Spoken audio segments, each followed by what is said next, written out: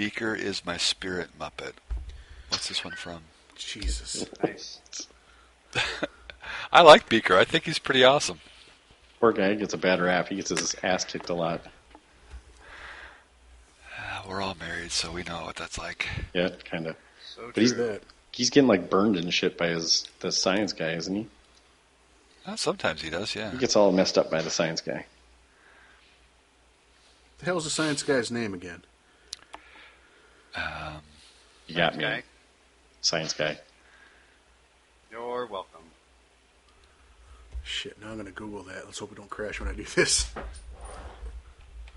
Don't do Latency it. looks good. Dr. Bunsen Honeydew. That's it, Dr. Bunsen Honeydew. Yep. There it is.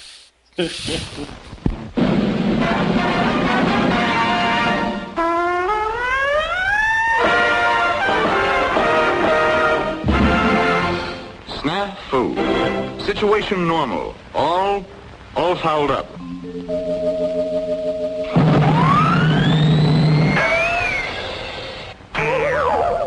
This is Snafu.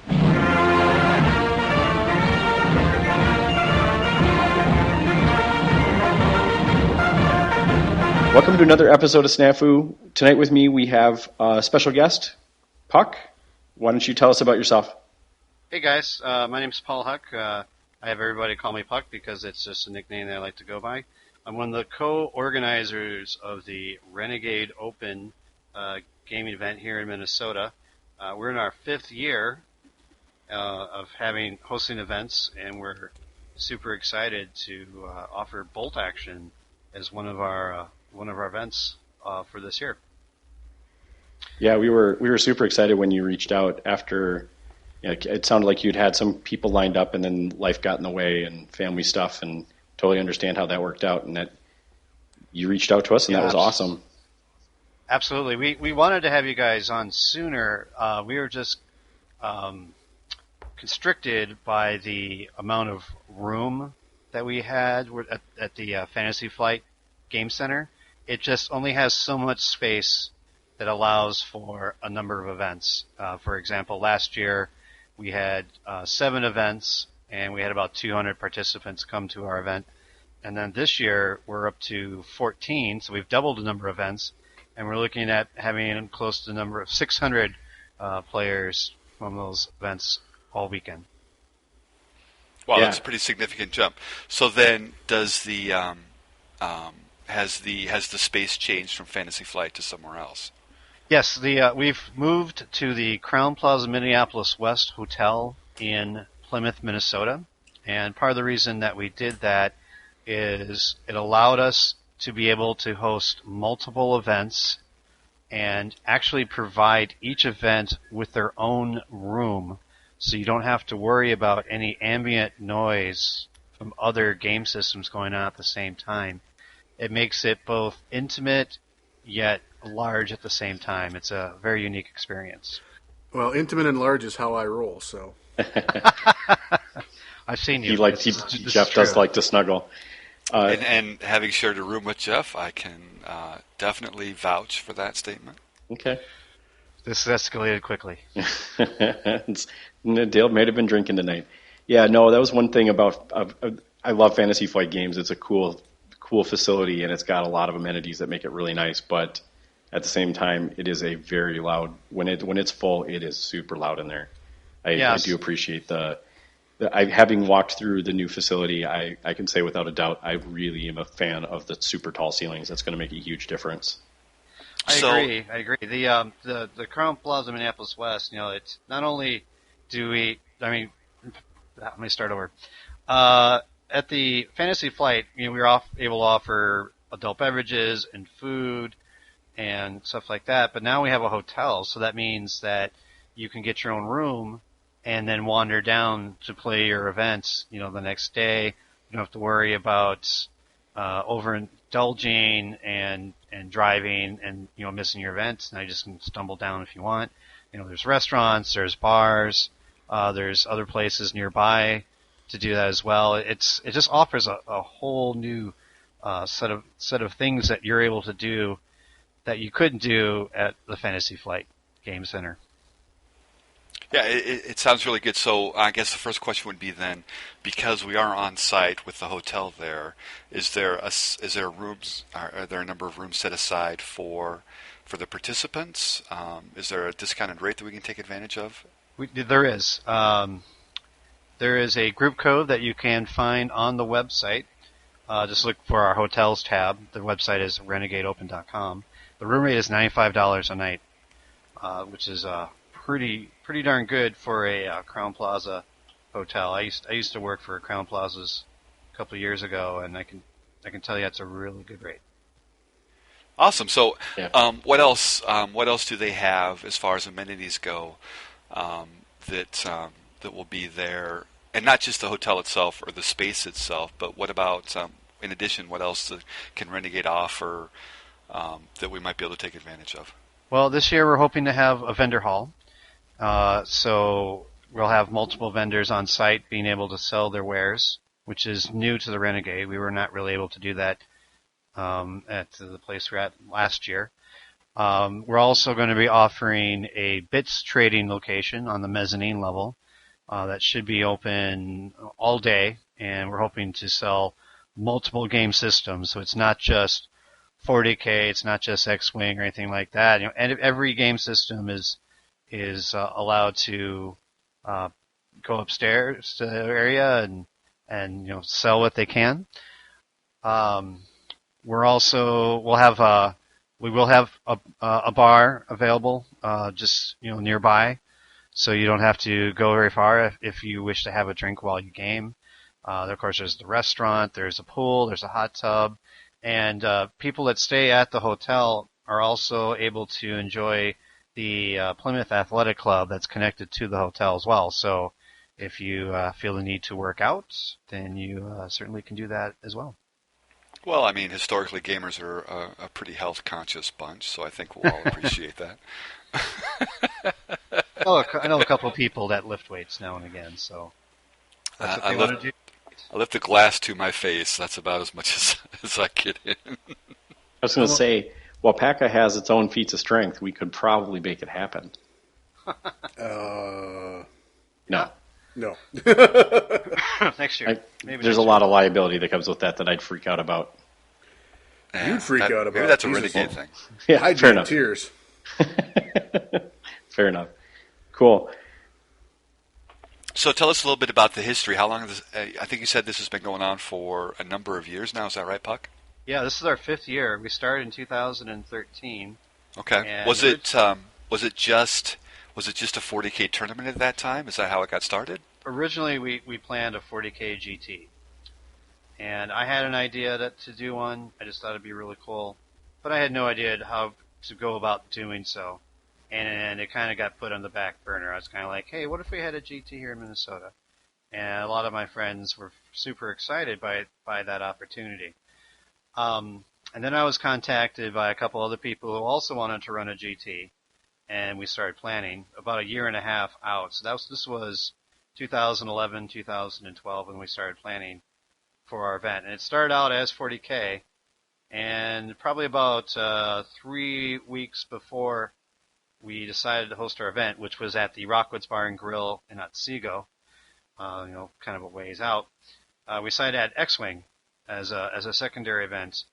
And so we got 76 players for 40K that year, and then we also got 11 players for X-Wing. So we got 80 some players our first year. That was pretty good, and we were super excited about that. But we knew that we had immediately outgrown space, and we had to move. And we decided to go to the Fantasy Flight Game Center because it offered us everything that we needed at that time. There was a hotel nearby for people to stay at. It offered a large gaming space where you could have a large amount of people play games. It offered food, offered drinks. If you wanted to buy anything for your particular hobby, you could. And it was a great venue. So after that we added War Machine. We tried Drop Zone Commander, but that kind of crashed and burned, so we didn't offer that again. Not a good commander.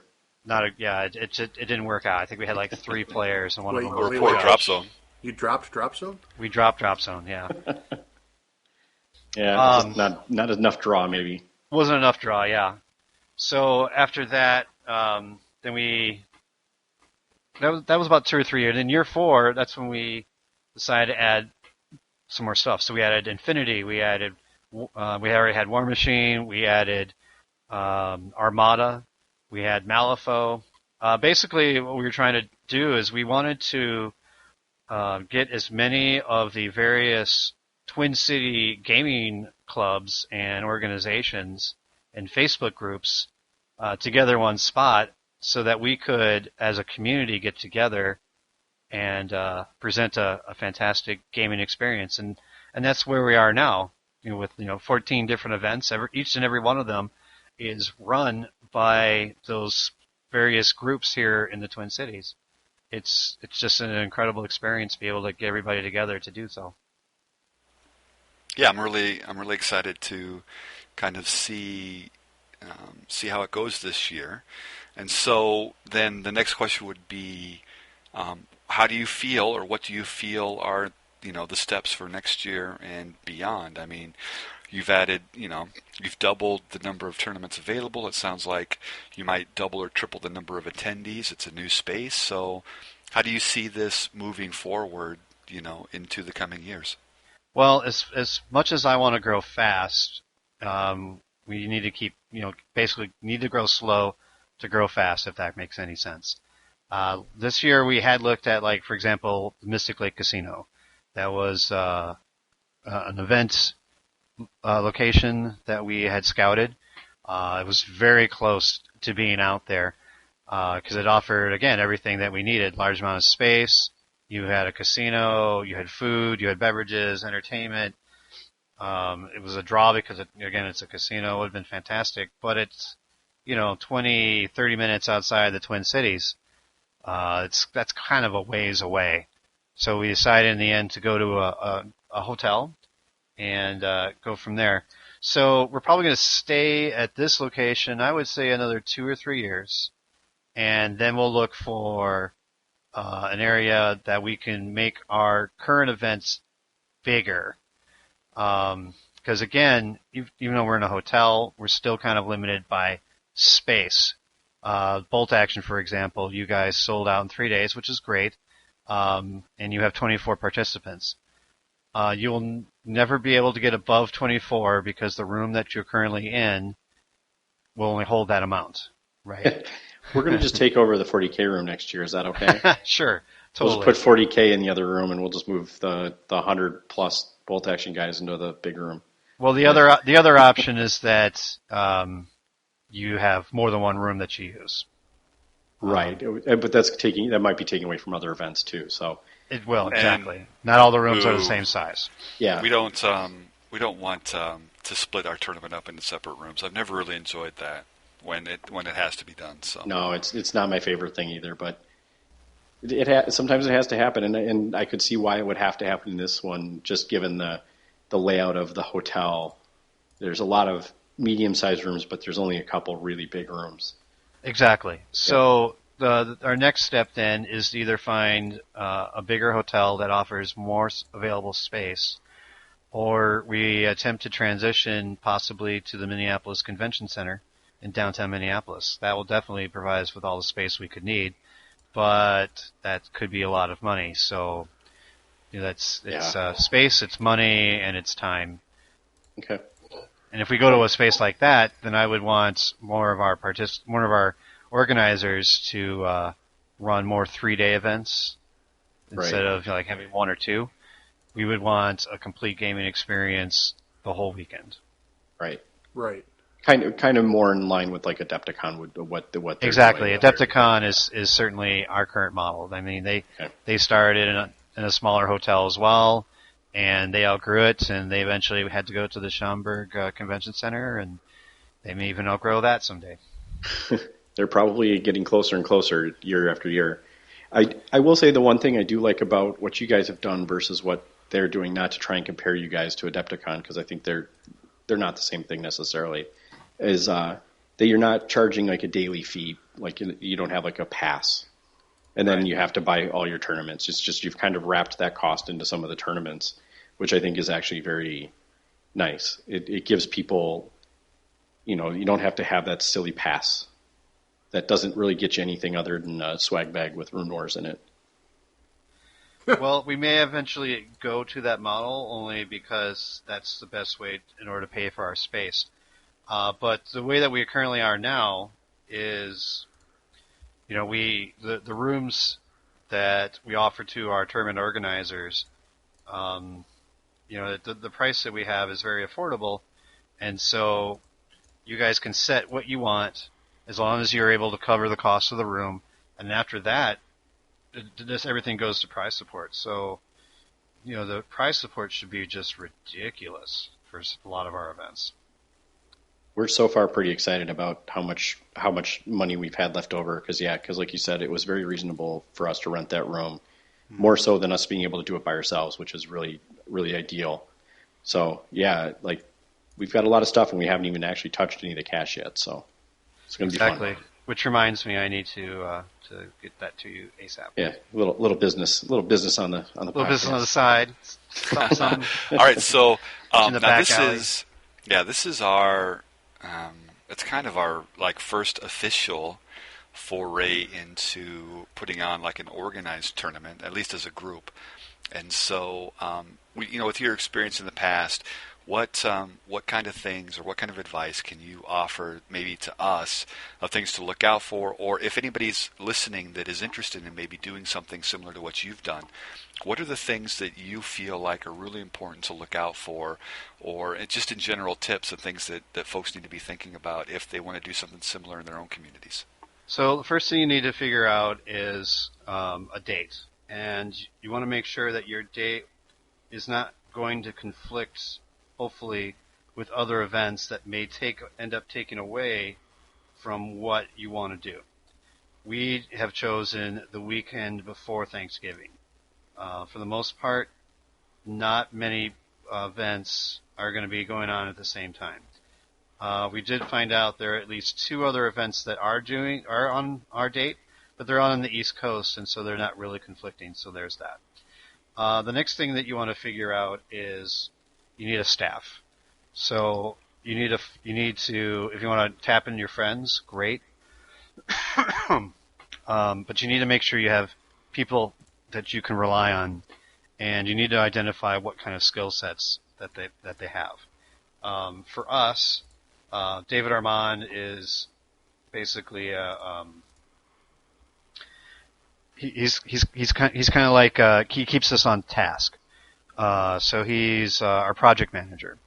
He's a ball buster. He's a ball buster, exactly. So he makes sure that stuff gets done on time, and he sets a goal and a course for us.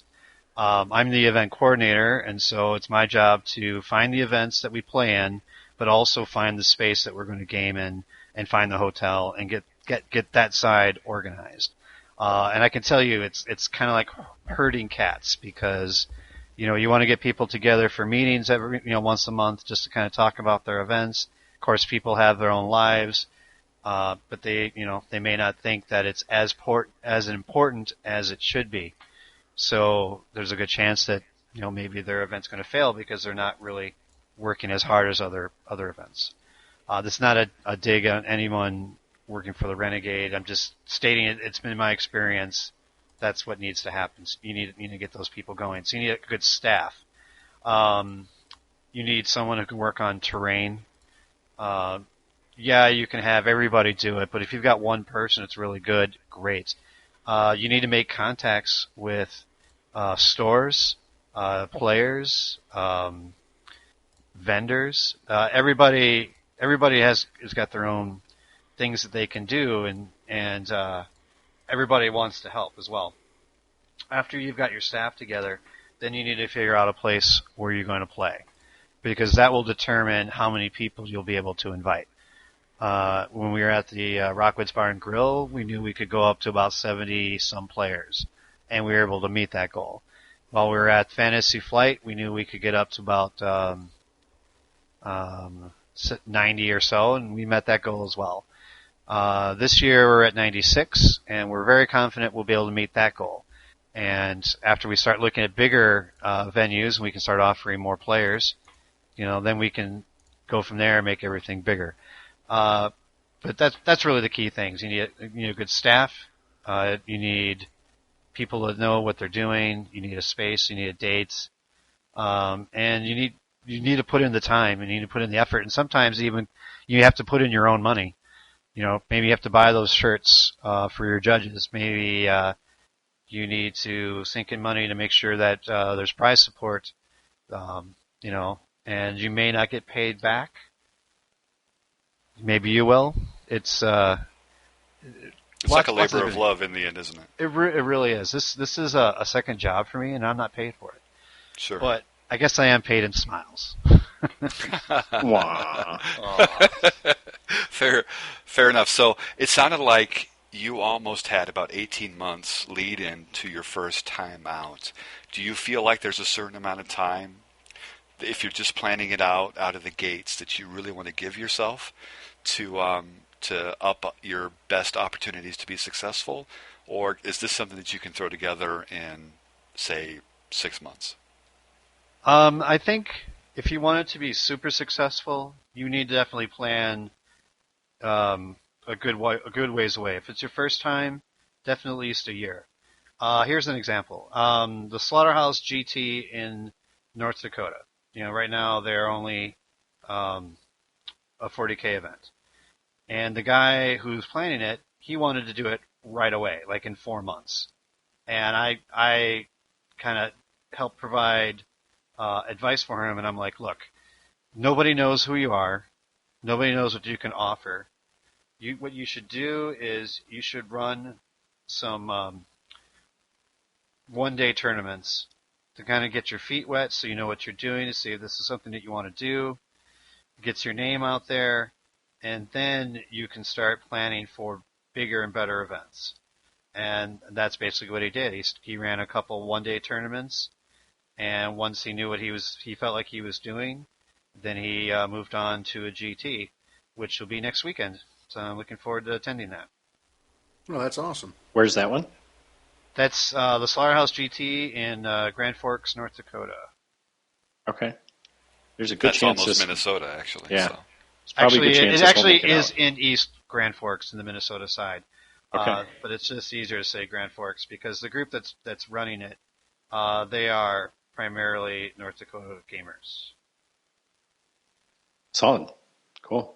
Hopefully, I don't know if this will probably not get edited in time to actually talk about that one, and they probably don't need it because it's a GT, so they probably already have everyone they're going to have.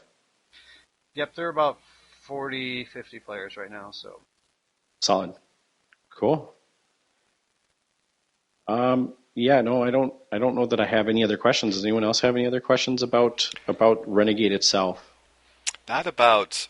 Well, I will say this. So after now, Puck talked about the organization and all that kind of stuff, and so we've had a number of walkthroughs of the facility, and I was able to attend one of those.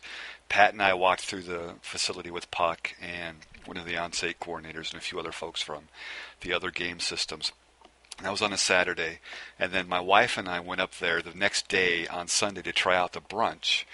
They have actually this really nice space, and they have brunch on Sundays, and it was really good. So I'm actually seriously considering taking out a room as part of that block to stay on site because we're doing the Saturday Bolt Action tournament, and then I've signed up for the Sunday Saga tournament, and so I'm thinking I'm going to stay overnight and then try to get the brunch early on Sunday. So it's a nice space. Brunch was good. I'm actually kind of looking forward to it. So I would definitely recommend our out of town folks to come in to stay there if they can, and even some of the local guys if they want to actually make it a tournament weekend to take advantage of that if they can.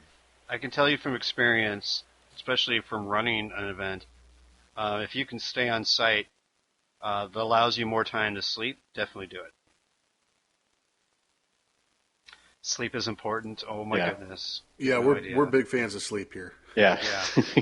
It also allows us to stay later and maybe, rub elbows with all of with all the people participating in our event. That's code word for Rick saying he wants to have a drink with you. That is. I will gladly have a drink with anyone that shows up at our tournament. I would love to have a drink with you guys. Especially if you're buying. I'll definitely have. I owe Sean around. I owe Sean around as well. Yeah, it won't be a Skittles. I don't think it'll be a Skittles shot. Maybe it could be a Skittles shot. You never know. It's possible. That's true. Fair enough. Hint, hint. There might be some rum or scotch or some. We'll see what happens that night. Yeah. I mean, rum will be fine, but I really like scotch. Yeah. Well, I think everyone likes scotch. It's just costs. All of our proceeds go to a bottle of scotch. One bottle. The best. Yeah, wouldn't be the best ever. No. Yeah, so you had kind of you and I had been kind of coordinating to try and find a time because you work kind of different opposite shifts that all the rest of us work.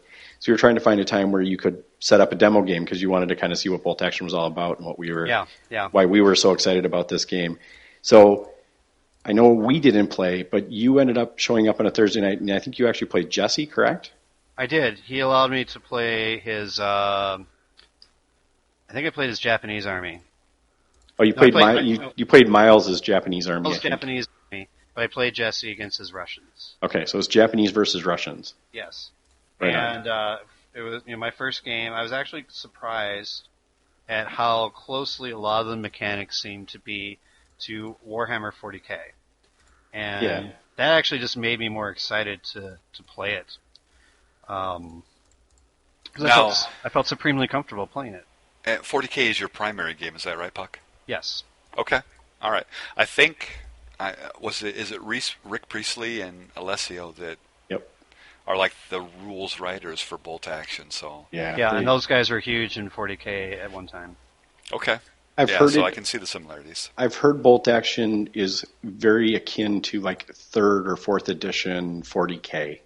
Yeah. Is what I've heard. Obviously, they're in 8th edition now, but it was like a very old legacy version of 40K is essentially what it is. It's just a stripped down, easy version of what 40K had become.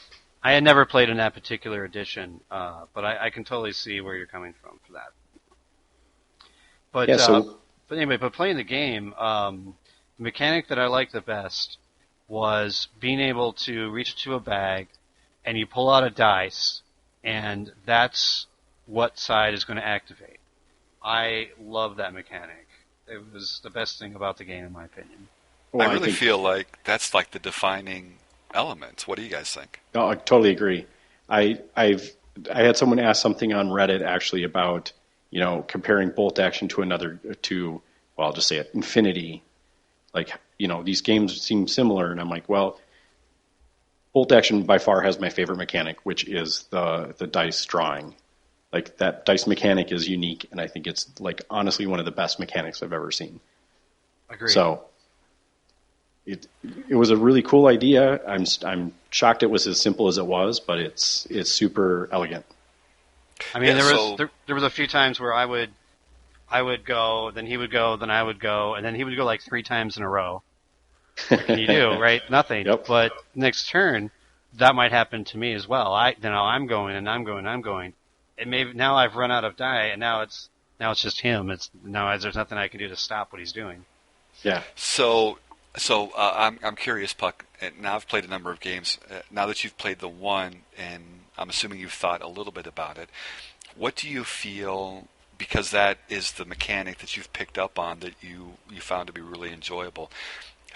What do you feel that brings to the game that would be different from where we came from and where you're at now, which is I do all my stuff and then my opponent does his stuff? Why is it that you like that mechanic in particular? Can you expound on that a little bit? I feel that it offers more tactical flexibility to every game, and every game is going to be different than in a game of 40K. For me, I'm either going first or I'm going second, whereas in Bolt Action, the same thing. I may start first or I may start second, but I still may go several times before you. It really depends on the luck of the draw. But it's both lucky and tactical at the same time, which is a really unique experience. Yeah. It's with the new edition of 40K coming out. I feel like depending on your background and what you really enjoy visually and aesthetically and from a story standpoint, I am moderately tempted. I've referred to 40K as my side chick occasionally, and so I think that 40K could really benefit.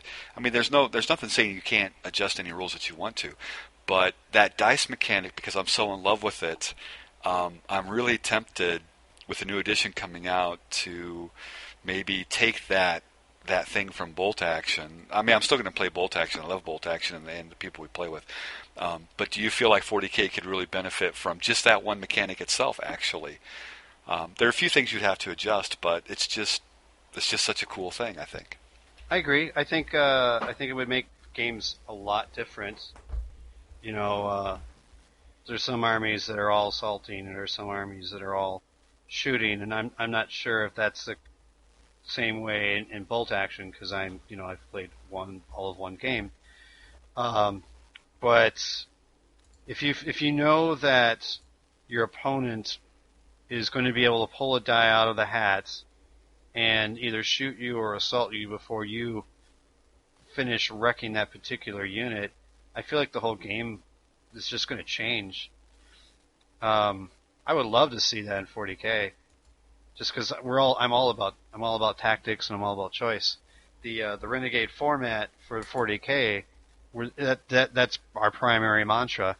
When you choose a primary mission, when you're playing an opponent, you look at their army list, you look at his, and you've got 4 tokens. You pick whatever mission you want to do. It's not going to be, you're going to do Dawn of War, and you have to do this. Now you're going to I have to assassinate these units, or I have to kill the most kill points. And now we're also offering, you have the choice of one of 2 different deployment options. But I feel like if I had the mechanic of choosing a die to see who goes first, I think that would definitely change the game. Okay.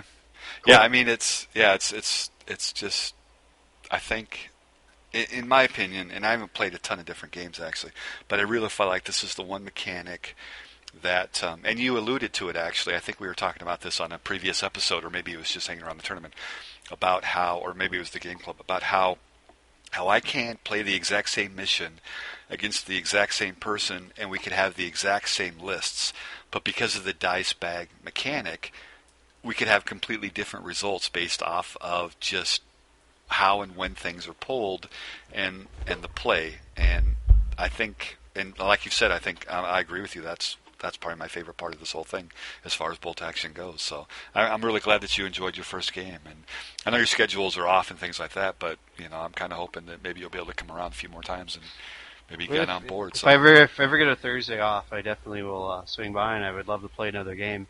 We'll set the hook good. I could say that bolt action could end up being my side chick. So. Yeah, fair enough. Yeah. And for folks that don't know, actually, Puck, we've known Puck for quite a number of years. We actually game at the same place over at Dreamers. So it was kind of, and we've heard about Renegade and we've seen it happen, and all the 40K guys that play along in the same space. So it's kind of good to be a part of that bigger thing that's going on behind the scenes. So we definitely, I personally appreciate the opportunity to kind of be a part of what you guys have been successful with over the past 5 years. So I'm all really about excited building about a community. Yeah, totally. This is one of the things that I'm actually very excited about too. I don't know, I may have stepped away for a moment there, but I don't know if you mentioned about the Toys for Tots thing, because to me that's like a drawing factor for me, is that I love supporting charity, and I think this is a great way of doing it and getting gamers involved in that stuff. So I thought that was really cool too. Yeah, I'm glad you brought that up, because I actually did mention it. But for the past couple years, we have dedicated Toys for Tots as our charity, and in the 40K side at least, we've been offering a fully painted charity army. 2 years ago it was Necrons, last year it was Dark Angels, this year we're going to do Death Guard from the new 40K Dark Imperium box set. In addition to that, we're also offering a Knight Proferian, which is a really gorgeous, gigantic Imperial Knight. That's also going to be fully painted. our Age of Sigmar event, they're going to be offering the I'm probably pronouncing this wrong, but the Sky Dwarves, the Kahedron Overlords. We're going to be offering a fully painted army for that in Age of Sigmar. We're going to be giving away an army for War Machine. We're all trying to do something for Toys for Tots, and my goal this year is to get every event to do something for Toys for Tots. It doesn't have to be a painted army. It could just be we're going to offer a raffle for these various prizes, and all the money go towards one big check basically for Toys for Tots. I'm working on having a Marine show up to accept it as well. Well, that's awesome. Yeah, I totally love that. Like I said, I'm a sucker for charity, and I think Toys for Tots is one of the better ones out there. I think, there's lots of great charities out there, but for some reason, getting toys to kids at that time of year is a big deal for me. So I agree. I think it's great. It just makes sense. We're in November. Toys for Tots is active. I feel like we should be partnering with them and getting them involved as well. Do you guys know what you might be doing for Toys for Tots? Yeah, so I think we've talked on the podcast in the past about it. Not that I would expect you to have listened to it. So our plan is actually, and hopefully you're okay with us donating toys. Is that a problem? That's not a problem at all. Yeah. So no, our goal was to have. So basically, we're allowing all of our participants to bring toys, and basically that enters them in the raffle to get all of our non-plaque awards. Like, they're not awards; they're all of our prize support essentially is going towards Toys for Tots, outside of like the plaques and a couple other cool ideas we have. But for the most part, all of the Warlord plastics and stuff like that will be given away as charity prizes. So that's our goal. Is basically we're trying to drive the Toys for Tots more than we are anything else. I love it. Yeah. It's gonna be great. Yeah, and we have a lot of stuff. Pat just picked up a whole bunch of stuff thanks to the source, and we have a hefty pile of stuff already growing. So it's great, and it's only going to get bigger. It's pretty awesome. Which is why I want to get you guys a bigger room so we can have more players. Well, let's hope everyone wants to participate, because I think it's a big deal. So I'm happy that it's for charity, because I think that makes me feel better about everything. Have you guys considered maybe doing something on Friday? I think as a group we've decided, like, let's just try and nail one thing this year, and then from there we'll see how far we can go with it. And again, one of the things that was a deciding factor in how we did things this year is that we knew there was a lot of overlap between Saga and Bolt Action as far as player base in the Twin Cities. So we didn't want to try and, butcher, like, take away from that one or lose players because they'd rather play Saga. That was kind of one of those balancing acts that Eric, the organizer for Saga, and I discussed, especially since he's a Bolt Action player and he really wanted to play in the Bolt Action tournament. He wanted to make sure that, things were balanced so that he could do both, which is nice that it worked out the way it did. So. Oh, I totally agree. I love seeing the fact that you two guys are working together to ensure that both your events are a success, and which they were. I mean, you guys sold out the quickest ever in Renegade history. Saga did it in a week, and then you guys set the bar high at 3 days. Oh my effing God. Well, I don't think that says much about us as much as it might be just the demand of Bolt Action in the Twin Cities might be underserved. We've mentioned that before. I think if we have enough time, we could probably make it double the size. It's whether or not that, again, works for what we're doing this year. We'll see what happens next year. We can talk about it. We'll do a postmortem after we finish this year and see what we can do. Yep. We're going to role play this shit, so it's going to be awesome. It's going to be. Nobody dress up like Hitler, please. No, nothing like that. No. I have a BlackBerry I could wear.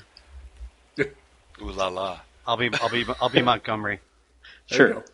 All right. I think that's a good place to call it for tonight. Maybe, I don't know if we'll have you on later when it gets closer to the time and see what has evolved from here. I'm sure that as a group we will be talking about it plenty. We're all working pretty furiously on terrain at this point, so hopefully we will get all of it done in time. I've not Well, not we will. hopefully we will get We everything will. done in time.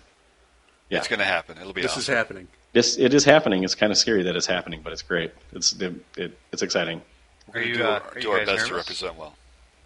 Are you guys nervous since this is basically the first major event you guys will be running? No, man, we're not No. nervous. I would not say we're nervous. I'm supremely comfortable in the fact that we have Pat, who's not on this portion of the podcast tonight. He is like our project manager, and he's keeping us on task. He's constantly he's definitely our ball buster. He's constantly asking questions. And the funny thing is, he's not on here, so you'll have to hear this when it actually gets edited. And then we have Jeff, who's doing a great job of like making the story happen. And I think and then we've got we've got a great amount of prize support already.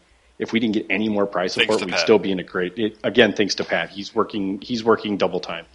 So. Yeah, everybody else is awesome, so I don't have to be, which is great. Because I was going to say I'm not being awesome right now either, but I'm working on tables, and that's about all I got. So, overall, yeah, our all stars are being all starry, so they're knocking it out. Jeff, hey, I mean, I guess I did order like $1,200 worth of Sarasa Precision terrain. Yeah, that was pretty epic, I got to say. way to go! Not quite as Knocking it out epic. there. That falls to my point of you have to put in money. Yeah. You have to put in your own money to make sure it event's a success. Yeah, no, and that's part of it. Well, and in some of this stuff, it's kind of nice because the return on it is we buy the terrain doesn't go away. It's not going to just disappear when we're done with it, right?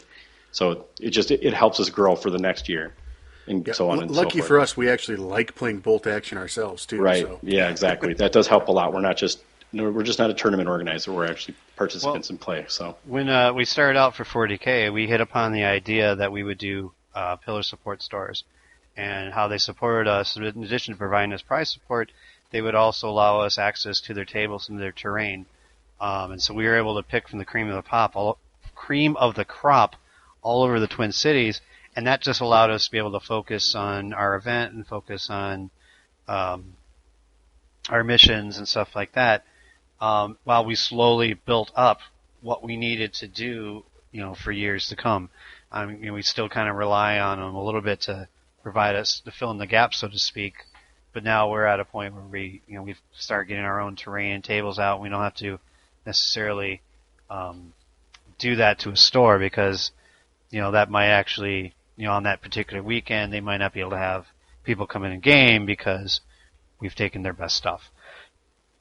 But hopefully they're not gaming at the store that weekend. Hopefully they're at the tournament. But that's another story. But the point is, now that we're building more terrain, that's terrain that can start being used at different stores, and you guys are getting a lot of terrain as well. Well, now Dreamers in St. Louis Park, they're going to have the best bolt action terrain ever. Maybe. We'll see how much of it we leave there. Yeah, I've found that anytime I've ever it's left pretty high terrain there, bar. it gets pretty much abused. But yeah, we again, Used. like with it gets used and abused pretty hardcore there. But like with Infinity, I bring my terrain with me. We've been bringing our own terrain. We probably can set up 6 tables on any given night, and they look gorgeous. It's just one of the We people run has out to of be the there. hardwood to set the tables up on before we run out of terrain. We're pretty darn close at this point. Yeah. Do you think our Infinity event could possibly borrow some of your tables? They've Yes. they've already contacted me, and we already are giving them our Infinity tables. Correct? Yeah. Excellent. Yeah, we're involved. Yeah. Yeah, and there's really a legacy of just beautiful tables as far as the Twin Cities goes, and we want to make sure that we do our part to uphold that tradition that we've seen in years past. Yeah. So, Yeah. We will not be slouching as best we can. So. right. Yeah. Right on. All right. I think we're going to take a short break, and we'll come back and do the armies of Finland tonight. Yeah, sounds good. Thanks again, Awesome. Puck, for everything. Thanks, Yeah, Puck. Really thank you appreciate very it. much, guys. Buck. I'm glad you had me on, and I'd be happy to come back anytime, and hopefully I'll be able to get some gaming in with you as well. That'd be awesome. That'd be awesome. Sounds great. All right. Well, you have All a right, good later. evening, Puck, and we will be back in 3 to 5 minutes.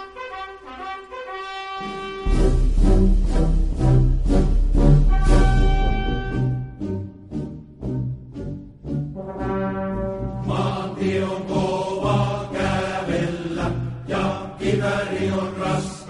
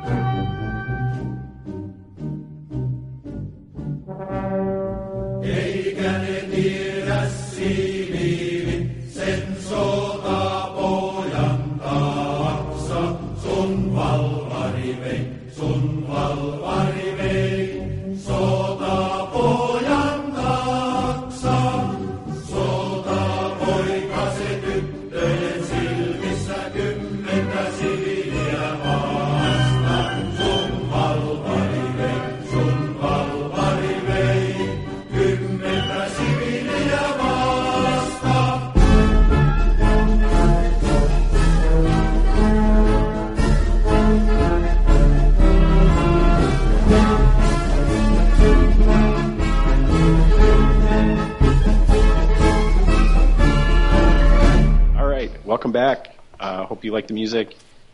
I have no idea what it is yet, like normal. This is standard affair. Dale is probably a little more sober tonight than he was last night. I'm a lot more SOP, sober. right? Yeah. SOP. That's how we roll things. So this might seem a little disjointed, and it's because we had some technical snafus last night that didn't allow us to complete the episode. So we're starting again tonight and picking up in the second half. We're going to talk about the armies of the Finnish. We will finish the finish tonight. Yes. As long as it Viva doesn't take la Finland. as long as it doesn't take 3 hours. When I'm involved, we always finish. Oh, geez.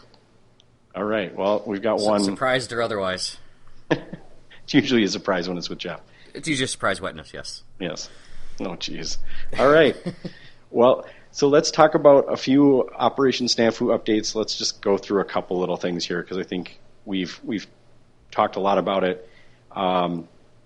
So we're setting the Army list date as October 28th, correct? Yep, that's what we have for the submittal for the lists, and then we'll work it from there. If there's anything that we need to disjoint or adjust, it gives us time on our end to get those people who have signed up for multiple factions, if we have add drops in there, to kind of adjust to that. So Yeah. hopefully they're prepared as well as us. It'll get them at least. It should hopefully get us at least a little bit closer to final counts and keeping people, also reminding them, hey, by the way, there's this event in November that you signed up for. On that note, I'm compiling a list of everyone's email addresses that you submitted through PayPal, and we will hopefully send some kind of communication out in the next couple weeks. I believe communique is the word we want to use there, right? Sure. I will send an email. That too. Yeah. And I think I'm going to kind of forego the hobby updates because I think all of us are probably neck deep in terrain at this point. Correct me if I'm wrong. Yes. Nope. Yeah. 3-4 boards apiece and lots of terrain to deal with, so that's what we're doing. Yep. All right. Well, let's dive head first into the armies of the Axis, Finland. Yeah, they're found in the armies of Italy and the Axis power, in case anyone doesn't really know where to find them. And the reason why I wanted to actually touch on Finland before we did, the named Italy is named first in this, but I've heard a lot of podcasts, Down Order, Ghost Army, and people holding tournaments, worldwide, that Finland's doing really well. They're finishing above German in a lot of cases, so I kind of wanted to bump that to the top of the list and kind of see what's so special about that maybe not everyone knows about. So that's why I bumped it ahead of Italy. Yeah, they're definitely a tier above Italy as far as power goes. They got their infantry is, I think, honestly, and we'll go through this, I think it's one of the most powerful sets of infantry rules that there is in the game. They're really good. Yeah, I would agree. But let's tackle the Army Special Rules first. Who's got the book open? Jeff, I believe you have the book with you right now. I do, in fact, yes. Wonderful. So why don't you break down the Army Special Rules? I will be happy to. Again, standard disclaimer, forgive the pronunciations because I have no idea how these are said, but I'm going to go with Sisu. Sisu? Sisu. I looked Vidal that one up. Sisu? If I remember correctly, it is Sisu. That Okay. sounds right. The compound of bravado and bravery and we're awesomeness and all that jazz. So, when a Finnish infantry or artillery unit is reduced to 50% or less of its starting strength, the remaining models in that unit are automatically upgraded to a higher quality.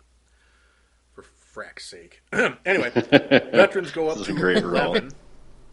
Regulars, yeah, everybody bumps 1. So they spinal tap the veterans. Yep, These guys go to 11. these guys go to 11. Breaking the normal convention Jeez. of the rules. I'm not going to call them Skaven, but I'm calling them Skaven. Does it only affect their morale, or does it actually affect how they get wounded as well? Hang on.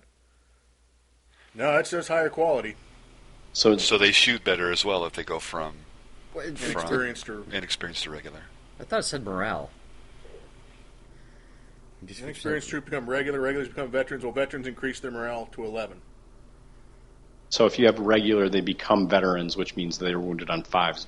but if you're a veteran, that sounds like they're not wounded on 6-ups. No, veteran are never wounded on 6-ups. No, right. I understand. Right. I'm just saying normal morale doesn't go to 11 either. Well, it does say in the wordage, in the verbiage, it says morale. It doesn't specify anything else. Okay. Let me pull up the FAQ just see if there's anything dropped in that, but I don't think so. I'm the way Jeff read it, I'm reading it a little differently because Same here. It's they become veteran, and veterans have morale 11. It's not there. It's an and, not it's a separate. Right, it says they go to a higher quality. It doesn't say their morale pips by 1. It says they go to higher Yeah. quality. Sure. Right, there's nothing above a veteran, but in order for veterans to gain usage of the special rule, all they could really do is bump the morale on those veterans to 11, which makes sense. Because then, you want people to take veterans if they want to, but this means that they're not getting any benefit from this particular rule. So that's a nice in-between. I like that.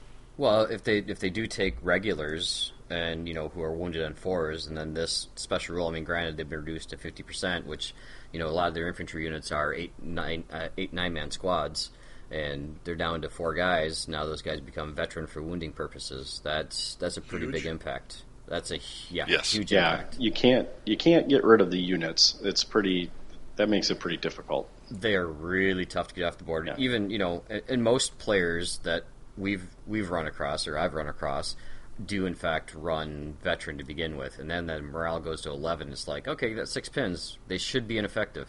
Nope, they still made their order test. Oh my God, you're kidding me. It's tough. Yeah. No, it's a cool rule. I like it. It's pretty awesome. I'm not going to lie. Yeah, it's probably a little frustrating to face just from a standpoint that all of a sudden those units, those little man units that are left, they're pretty hard to kill, and there are a lot of scenarios where you're trying to kill whole units off the table. Well, it's no free unit, but Right. Pretty brutal. It's not a free unit, but it's still pretty good. Yep. All right, what's the next one? Trained Huntsman. As long as any Finnish infantry unit has an ambush order die next to it, it can re-roll morale checks. Also, when the unit opens fire from ambush, all models in the unit that are armed with a rifle, including snipers, get an additional +1 to hit. Ouch. Yep. That's pretty awesome. Again, another cool rule. the ability to move your sniper somewhere and then still allow him to use his sniper special rule, yeah. And then +1 to hit, so they're hitting on 2s. Is this the rule that allows them to move and then go into ambush? No, it doesn't. Oh, sorry, I jumped ahead one. Yeah, I was going to say. Yeah, what's the next one? Spoiler alert. Yes. Let's just put the other one out there and we'll talk about them together because they do make a lot of difference together. Well, the next one I got in the book on Mahdi is when outflanking, the Finnish infantry ignores the -1 modifier to the order test coming on the table. I think that rule you're thinking of is specific rule. Yeah, it is actually. Snipers. Yeah, we'll touch on it. It's called Master the Hunt. And there's a couple units that have that. And I'm Yeah. sure we'll That's come buried across them. inside for individual units. Yeah. Army-wide, outflanking, they ignore the -1. Which is pretty freaking awesome. Unless you're facing Brandenburgers. Well, it's still pretty awesome, man. It definitely helps make that outflank that much better, especially when we get into some of the other outflanking stuff that we'll bring up in a minute. I think the what makes the Finland army so special is that all of their special rules are like completely beneficial to every unit in the game. Yeah. Or most of the units you will be taking. It's very synergetic. It based off of what I've learned about the Finnish participation in World War II, it really feels like these special rules. It makes sense. Is that what you think, Jeff? Here? Yeah. Yes, I think these rules are quite flavorful to the Finland and the Finnish participation in the war. They reflect stronger in a game like Bolt Action that's focused on such small engagements. But as a whole, yeah, I really think this captures Finland pretty well. Yeah, I like these. And of course, we always talk about synergy, and these synergize reasonably well together, and then with the extra rules that we'll talk about at the squad level, I think we'll find that there's a reason that they're pretty high tier as far as armies go. Yeah, we'll get into all of that in like T-minus now. So let's, if there's anything else about the Army special rules, I don't think there's anything else in there. That they're pretty straightforward, but I think we'll be hitting on them again multiple times. Yeah, they've only got 3 special rules. Yeah. Poor Army. Yeah, they don't have one that turns into 5 different ones or anything crazy like that. They don't have any. They don't have any Finland fear. So no, they don't have any. They don't have. Well, no, that's. Oh no, because they're captured. They're not actually. There's no tiger fear. Anyway, we will. Let's move into infantry then. So let's go into the HQ. As far as I can tell, as far as HQ goes, not anything super exciting there. Well, I think the one thing that I noticed, and correct me if I missed something, but they don't really have a lot of inexperienced, or they don't have any inexperienced officers. They're all regular or better. Okay. Right? And is that what you're seeing? And I presume you're on the Easy Army, right? Yep. I actually, amazingly, hadn't gotten into it yet. I'm so disappointed. I'm sorry. I don't see. I only see regular and veterans. So yeah, so they were another one of those people who was ready for the war, or eager for it, or something. I guess I don't know the actual historic behind when or why Finland decided it was time to do what they did, but they obviously had trained troops. They didn't do anything. They got attacked. So then they just apparently keep a state of readiness. No, well, because I've got the book, I'll throw it in. You're forgetting about the Finnish Civil War. Oh, okay, I sure. am. So Finland had been fighting, itself for a while, and others. So that's why all the troops are regular or better. Okay.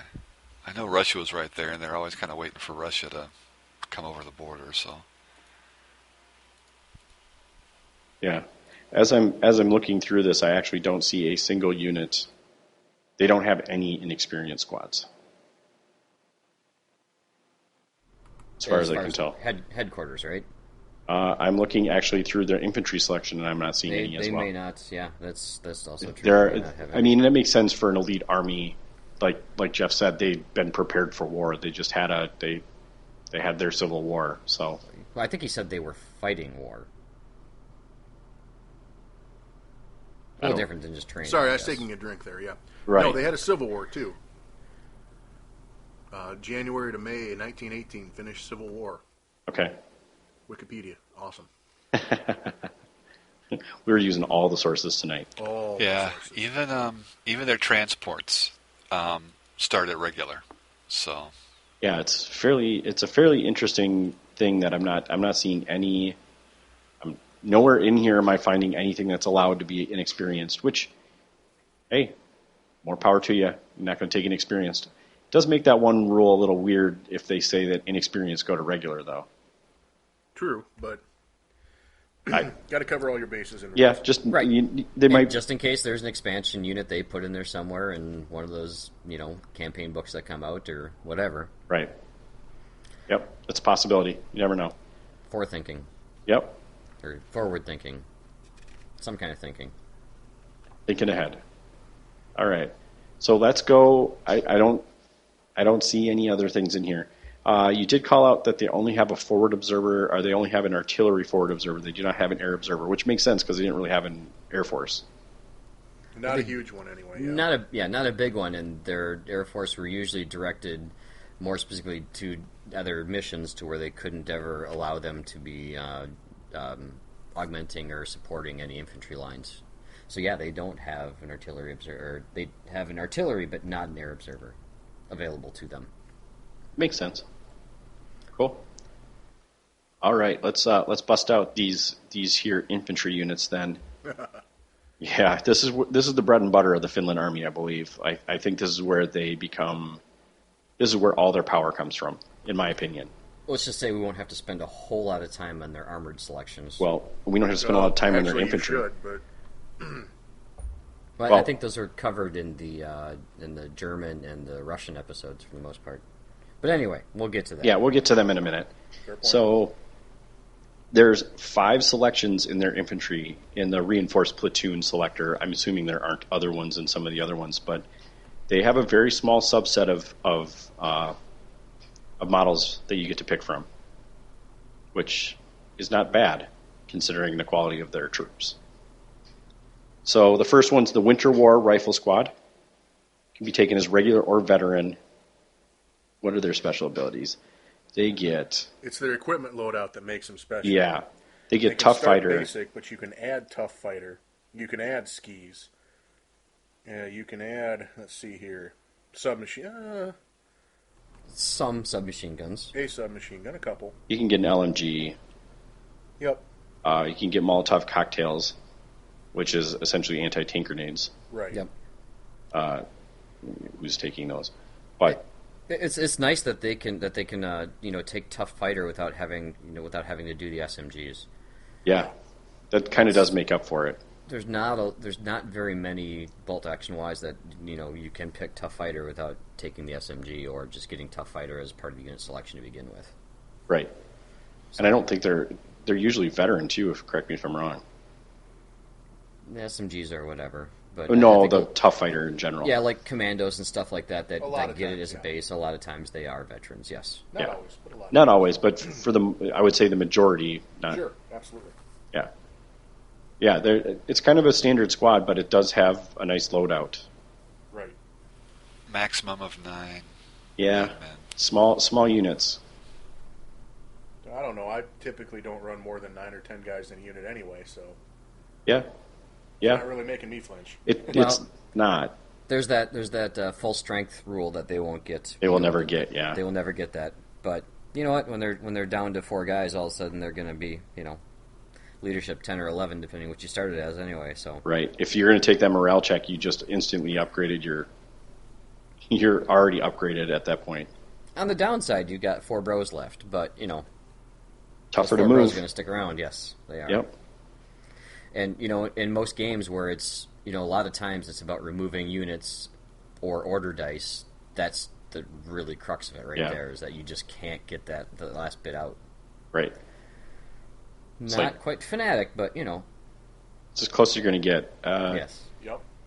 So the next one, I'm not sure what these guys played a role in. It's the Continuation War Rifle Squad. So I don't know exactly how they fit historically. You're killing me here. We're The Winter trying. War is your initial engagement with Russia, right? Yep. All right, so Russia invades Finland. They fight. They come to an agreement. Finland cedes a portion of its territory to Russia, and they call it quits there. Not long after that, and because the Allies didn't really come to help Finland, Finland aligns itself with Germany. Okay. And so when the fighting picks back up after Barbarossa, is that right, Rick? Is that Barbarossa. Yes. Barbarossa. I'm not as That's where drunk the tonight. Continuation war is. That's what they call the Continuation war. They literally Basically, they went continued the back to war. war with Russia. Okay. Fair enough. Okay. Yeah, I thought that was an extension when, as part of Barbarossa, didn't Germany push north into Finland a little bit to get access to the sea, and then that's kind of when Finland they just finished up with Russia, so they kind of were like, okay. And like you said, the Allies didn't come in to stop that from happening, which is where Finland, started up with the Axis, I thought. Is that it or no? No. Well, so you're saying is that had the Allies actually come to aid Finland, they may not have sided with the Germans? Correct. Right. Wonder when the book comes out for that one. After Sea Lion is Yeah, done. right after England and France actually come to the aid of Poland, and the war doesn't spread. But Right. Yeah. Well, I game mechanic wise, the one difference I really see here is that this unit gets the Panzerfaust, 2 of them. Yep. yes, Which makes sense. I'm trying to. So And it's still 41. That's still pretty early as far as unit selectors and getting that type of anti-tank weaponry. yes, yeah, but it's not. I mean, because Panzerfaust are pretty common in 43 and on. So if they're trying to lump that whole unit in I between think 41 this and 44, Okay, yeah. Well, 41's when they start with the continuation war. So Right. No, but This they is gotta 41 to 44 is what these guys are representing. So right. okay, So they have to represent the later, maybe just because that. Otherwise, you have to have 2 selectors, and that'd be a pain in the rear. If you want to play fluffy and you're playing a 41 list, don't take the Panzerfaust. yes, if you're up against the rivet counters in the world, Or better yet, just play a 44 list because the Panzerfausts are good. really good. Yeah. Good to Yeah. have. they're certainly yeah. Yeah. Well, and the other difference between this unit and the last one is that you can have an additional soldier with an SMG. So you can have 2 SMGs, an LMG, 2 Panzerfausts, skis, and then Tough Fighter. Correct. Still a 9-man squad, but Yep. So this is the later war option essentially. I'm assuming Yes. they're have different uniforms too. So all right. Well, you're assuming that they have models for all these things. Well, the models you can paint however you need to, but Right. so. Yeah, they do actually have a relatively limited model selection for these. I know back a couple years ago when they first started launching these, they had a big Kickstarter for all the models of Finland. That when they came out, a lot of people were really disappointed the amount of selection they actually had in them, and they haven't really expanded on that a whole lot. But I think now Warlord's actually making effort to get more of these troops out, especially since finding the success that's going on tournament-wise worldwide. So. Hopefully there's more coming out based on what I've seen. They are expanding them quite a bit. Yeah. And if not, there are a lot of World War II miniature manufacturers out there. yes, You can find models. Yeah. It's a crazy world we live in where, madness. Alternate models? Are you kidding they've been making World War II models since before I was born. Since just after World War II, probably. Pretty close, probably. Maybe even during. Who knows? I wasn't there for it. I definitely wasn't either. So I think that's the end of that one too. So continuation war riflemen are kind of like the first ones, but just a little better. Basically, you can add 2 Panzerfausts and an extra SMG. Yep. And paint them differently if you want to. All right, and I'm gonna butcher this one. It's a Jakari, something Yakari. Yakari. Like Yager. Yeah, I think the J's are slow or Yes. softer. Yeah, Yakari. Then there we go. Yakari. That sounds good enough. All I'm right. sure someone will correct us. Sorry, we're Please butchering do. that. Sorry, yeah. Finland. No, I like knowing how to pronounce these things. Not that I'll get them right, but I'll try. That one I didn't have the time to look up. Eh. Yeah. And I'm still not correct to pronounce that Sisu correctly anyway, so. It doesn't matter if you look it up. You can still say it For wrong. Christ's no sake, problem. we could have mispronounced trained huntsman, so. If you read it wrong. Yeah. So Just saying we could. So this one goes to 11. This is another Spinal Tap unit. You can get These are only vets, too. These guys are good. Yeah, these guys are beasts. They're not sick good. We have that coming up, but these guys are really good. These guys are pretty good in general. So you can get to an 11-man squad, veteran only. You can have an SMG. You can have All of them can be SMGs. Oh, they all can be SMGs. That's right. Okay. You can have an SMG. You can have Panzerfausts. You can have 2 anti-tank, Panzerfaust, LMG. skis. Yep. And Tough Fighter. You can have bikes if you want bikes. Yes, they can have Tough Fighter. Yeah, and they get Tough Fighter, or they can have Tough Fighter for a point. So, again, these guys are you get more of them. Very similar to Continuation War, actually. They didn't have a date. Were they in the whole war? Jeff? Sorry, yeah, I was. Actually, these guys were kind of formed in World War One. Are they So kind of they- like their commandos of Finland, sort of, so to speak? Elite light infantry. Okay, so not quite commando training level, not special training, but just No, not commando, not demolitions, things like that. To the best very of my knowledge, experienced. but elite light infantry, yes. So, not guys you'd want to screw around with. Right. So yeah, we're breezing right through these because they're all very similar, but they are all good. We haven't hit one that's not a good selection yet. Well, and they've just got subtle differences between them. This one's only a vet option, and now you can get to that. You can get that 10, 11 man squad. To get that full strength, that 11 man squad. and the whole unit can have SMGs, which I think we covered in the Russian armies of Russia, which is just devastating. So, Right. pretty nice. Yeah. These guys were trained by the Germans in World War I, it turns out. Which I think is very cool. Yeah. All right, so moving to the next one. So the first three are very similar. I think the last two that we're going to cover here are the more Mispronounced ones we'll have tonight. sissy. That's how I'm pronouncing it. I'm going to call them sissies because I can't. Because they're exactly not that. Yeah, exactly. They're exact opposite of that. In fact, I don't think they even care that I call them sissies. They probably would still. They're probably like whatever. Sasui or something like that. Sure. I don't know. I'm just guessing. I'm not even going to try. I'm just calling them sissies. We could just do that thing where we just spell them instead of trying to pronounce them. Yeah, no, it's not a BAR. So these guys are where things start getting interesting for me. So they're kind of the same again. Only veteran, 9-man veteran squad. They can all have SMGs.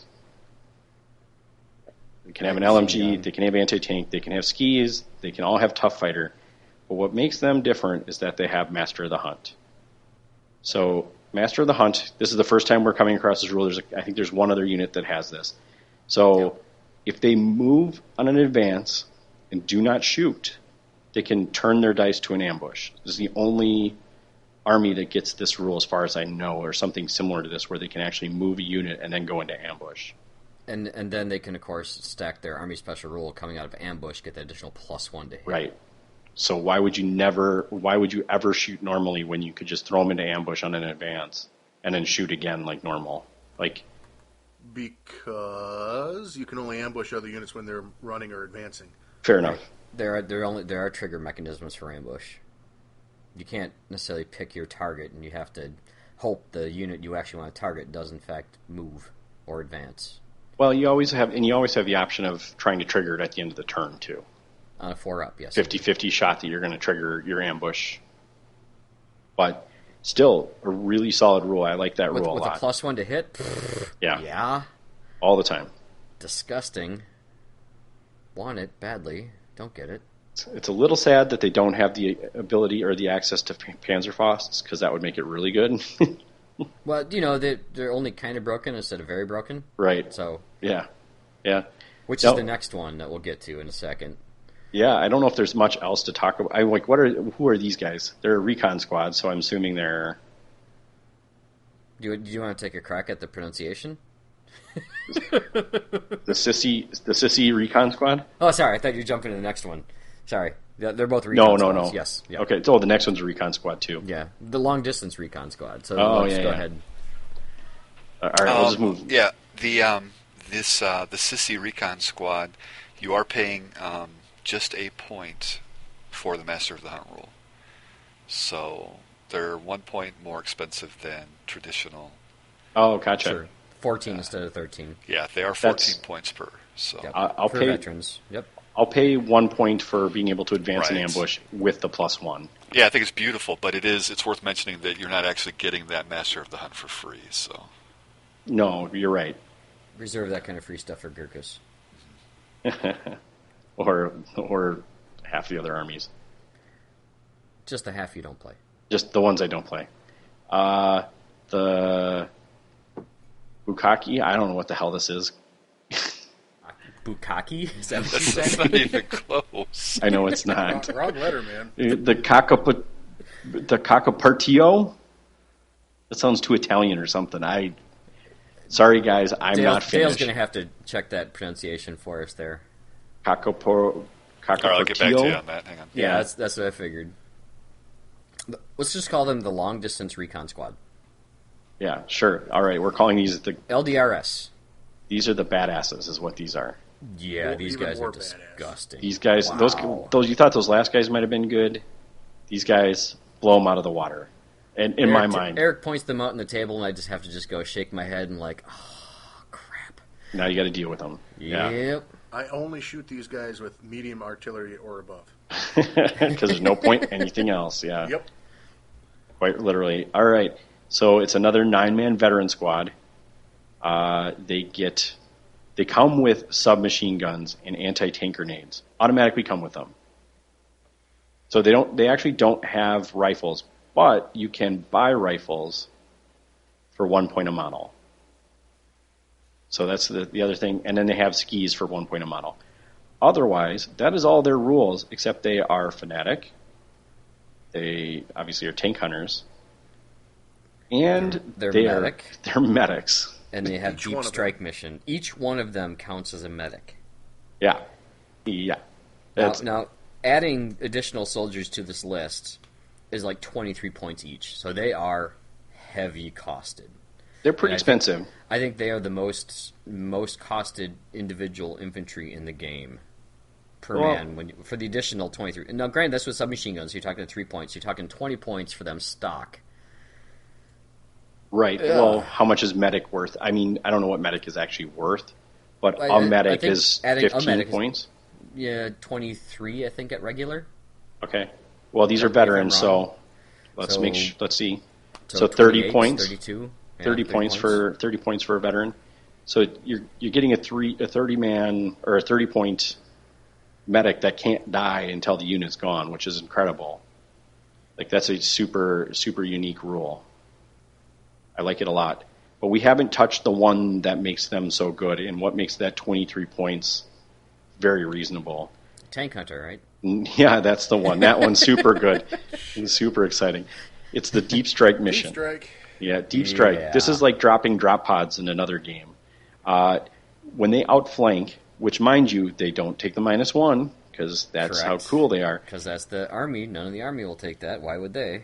Right. So you can, as any other outflanking unit, you have to say right or left edge, or right or left table edge. But there's a big button there. There's more. Yeah. They are allowed to come in from the back end of the table. At any point along the enemy's table edge, you can write that down instead of left or right. Gross. It's so good. Do you have to write down do you have to write down the edge, or is it left or right, or that? Meaning they could put left or right, and then when it comes down to it, they can just take the long table edge instead. I would have to read the actual rules in the book, but as I'm reading it, it says you write down, you determine right or left, or any point along the. It doesn't change the way that outflank works, but so I think you still have to write down the enemy's table edge if you're going to use that one instead of right or left. Well, gee, all 6 feet of it, man. I know. It's like you get the best of all the worlds, right? You can basically be on the left flank or the right flank, or you can be right in the middle of the board.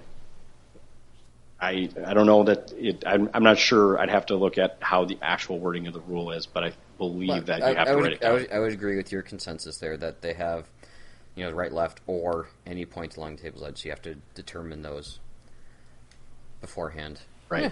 Still. No, I don't think you do have to determine your opponent's table edge. It's left or right, as per the outflanking rule, and then when they come in, you either come on the left side or the right side, but in addition to what you designated, the back table edge, your opponent's table edge becomes a valid deployment point, in addition to whichever side you had written down, as per outflanking. You don't write down opponent's table edge. Okay, yep, I agree with Dale. Reading the rest of the entry here, it says, for example, if the long-distance recon squad, I'm not going to try and pronounce that name, decided to outflank left, it could enter from any point along the left table edge, regardless of the turn it becomes available, or any point along the enemy's table edge. So they get that table edge for free. Even sure, better. Why not? Sure. Hey, 23 points a model. Go ahead, have it. Yeah, no problem there. Just hope I don't have to play against it too often. There's not more than one squad of them. Yeah, I could see taking more than one squad of these.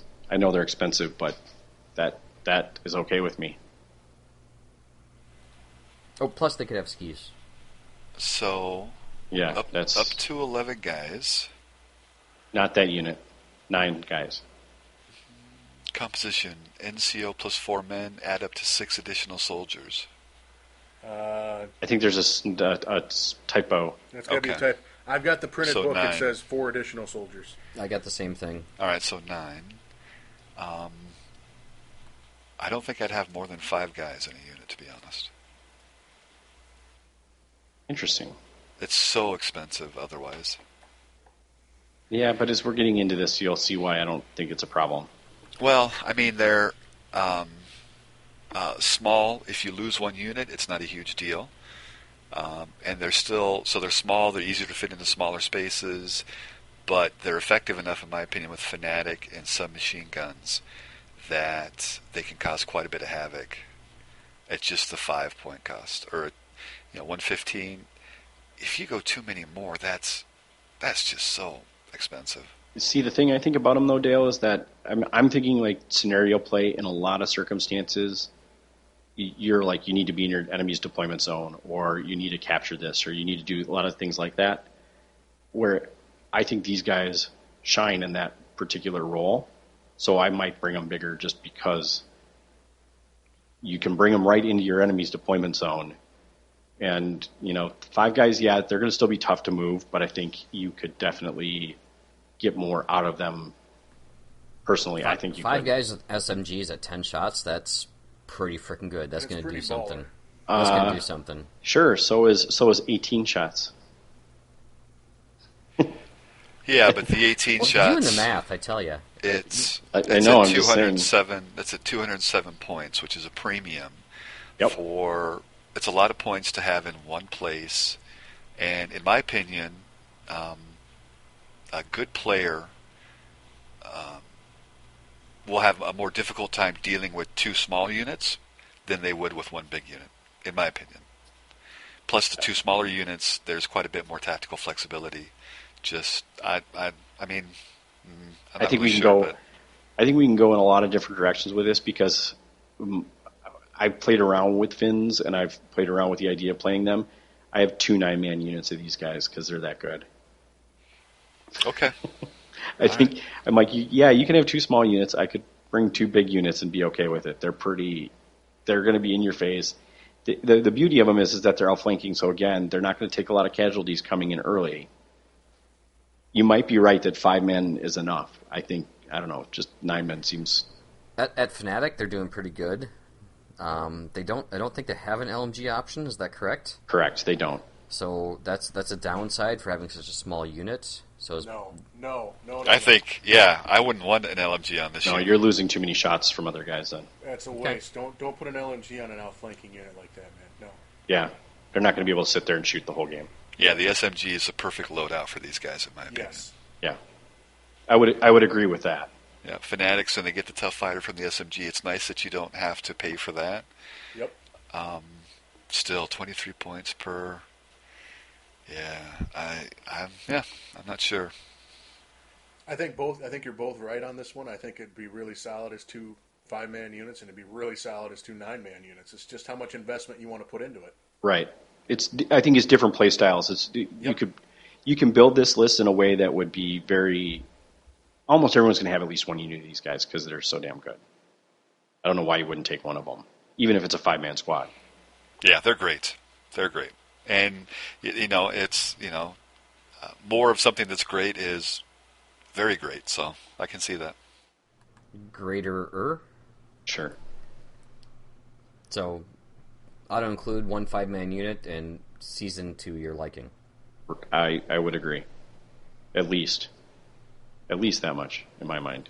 Yep, I agree. Okay, moving right along to other infantry selections. I don't see anything else that's super exciting in here, other than No. You can't skip over the fact that their anti-tank rifle team can be equipped with skis and the gun mounted on a Achio sledge. which what is that? What does the sled get them? Does it do Skis. anything? Oh, it just gives them skis for their gun.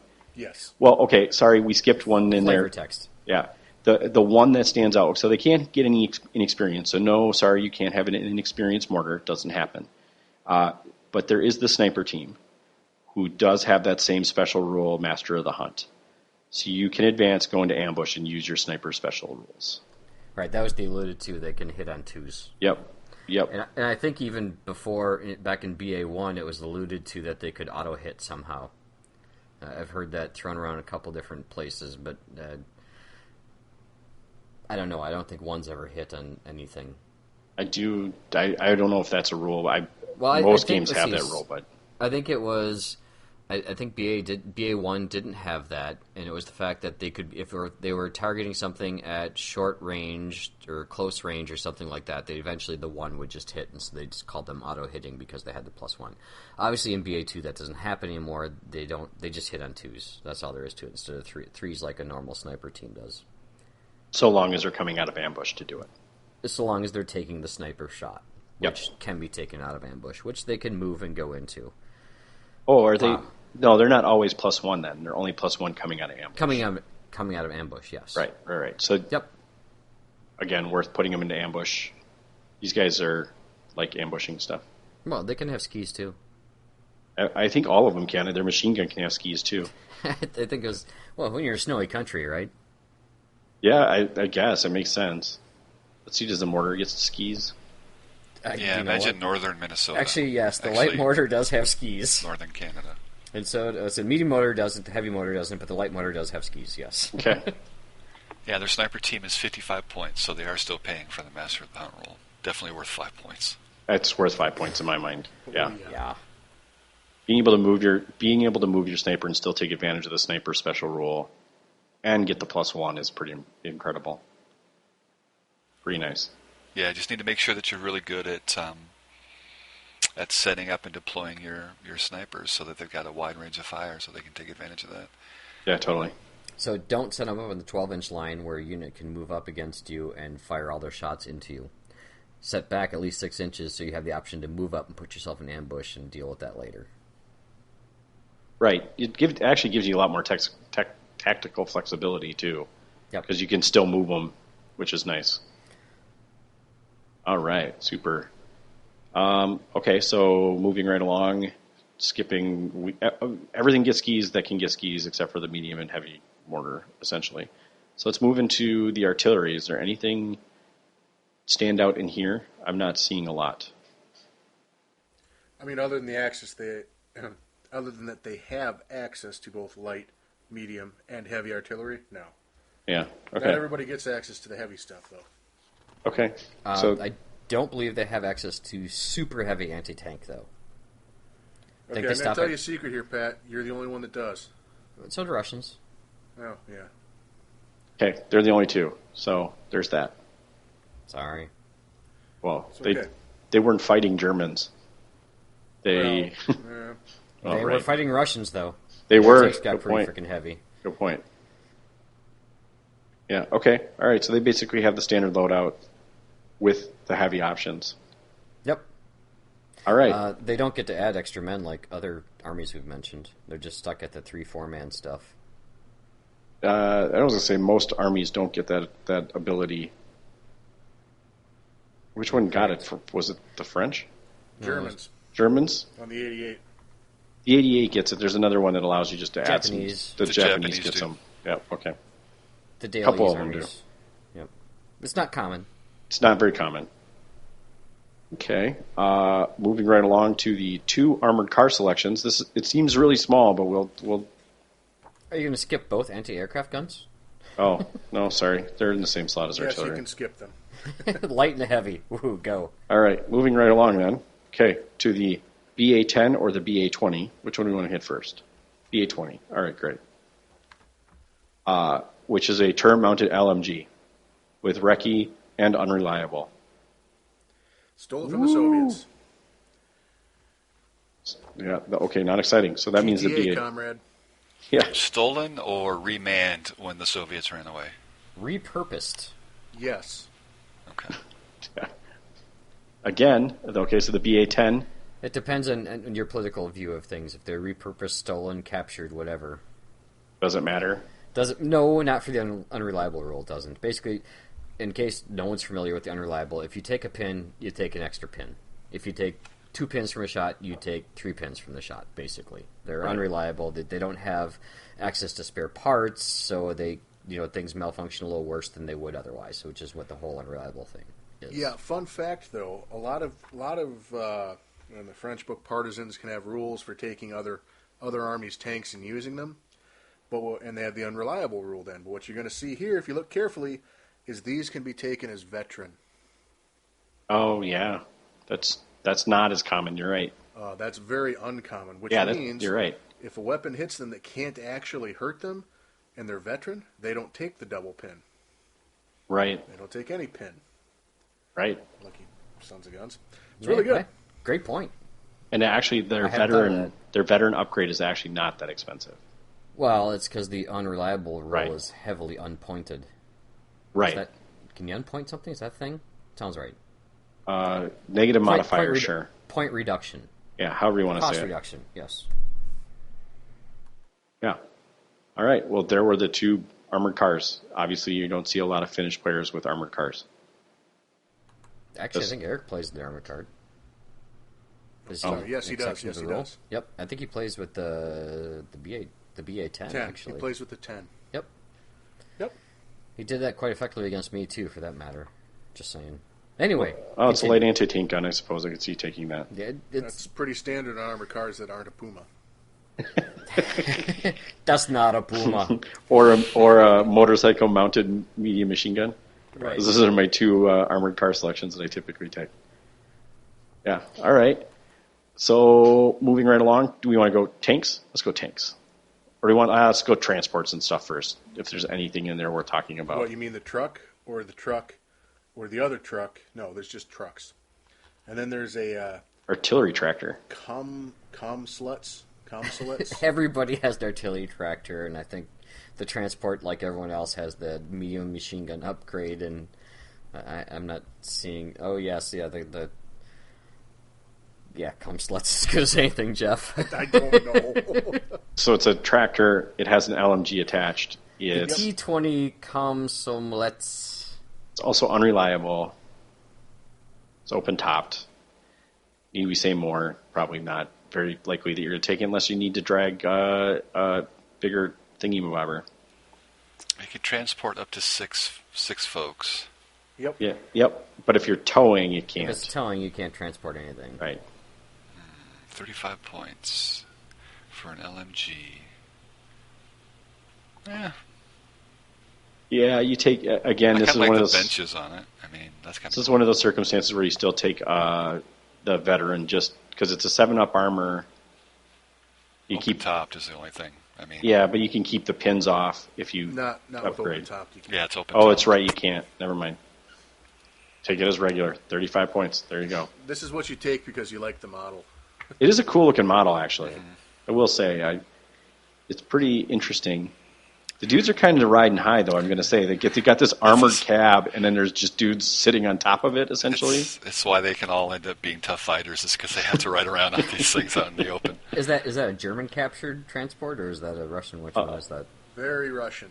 Yeah, I was going to say that looks Russian. With the K's and the O's, I suppose it is very Russian. Well, and here, guys, get on this thing that is going to attract fire, but we're not going to give you any armor to speak of. So just sit up here. Hold tight while we move you. Hold this tree. It'll be fine. Seems like a very Russian thing to do. Other than that, it doesn't carry like 30 dudes. I just checked. The horse-drawn limber can be inexperienced. Oh, there's the one thing. The horse-drawn limber? Yes. You can have a horse that hasn't been at war yet that you want to bring out to tow some artillery. Yeah. Everything about that sounds bad. Yeah. I think you pay the 4 points and get it, or pay the 2 points to get it to regular or veteran. No, but you know what? That horse-drawn limber can outflank without the -1. So, I don't know. And it can, when half its crew is gone, can be upgraded to regular. That's a pretty determined horse, I guess. I got nothing else. Yeah. Yeah, I guess I'm not super excited about that. All right, well, there's your tows and transport options. It's a very small book. It's a piece of one book, I suppose. So it makes it. I really thought you were going to say those were your toes and cons on that one. What? No one got that. I missed it. It's more of a pamphlet.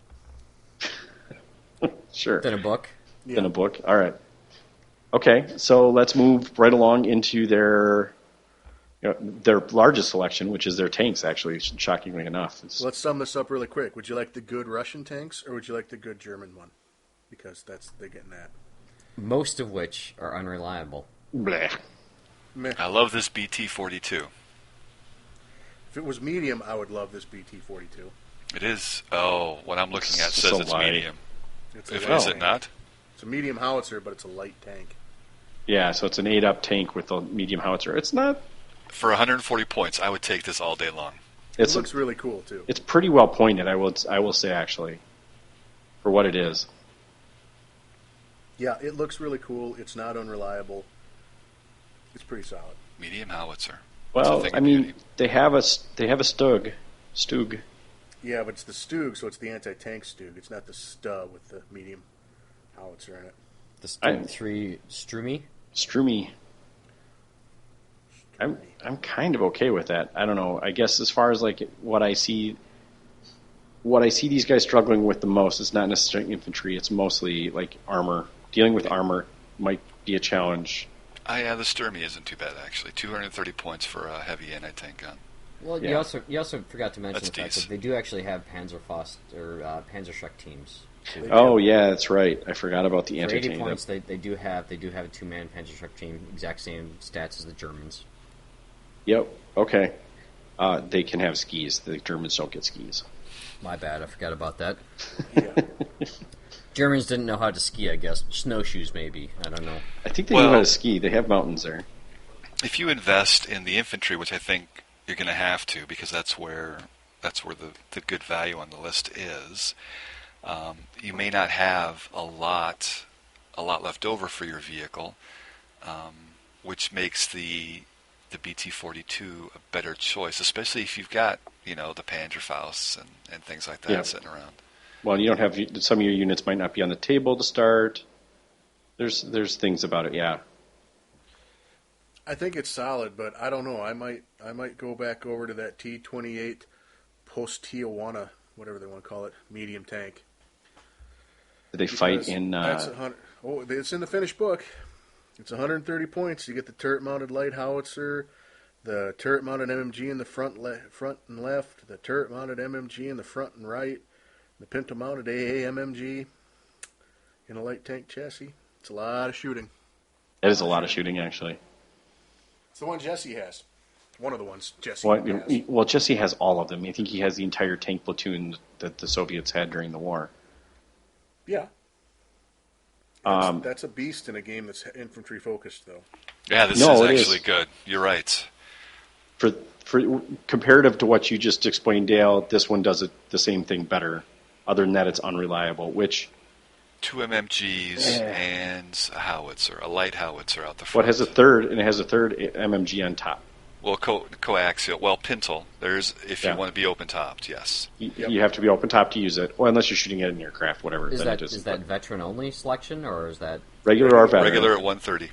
Regular or veteran? Okay. Yep. So I know they armor. have some of them that are only veteran selection for their tanks. Yeah, that would be the T-34-85 and the T-34. Yep. Yeah, that's a good call, Jeff. I think this one, it definitely is competitive for a choice. Yeah. Definitely worth looking at. With the BT-42, because the BT-42 is limited that its only weapon is that medium howitzer. Yeah.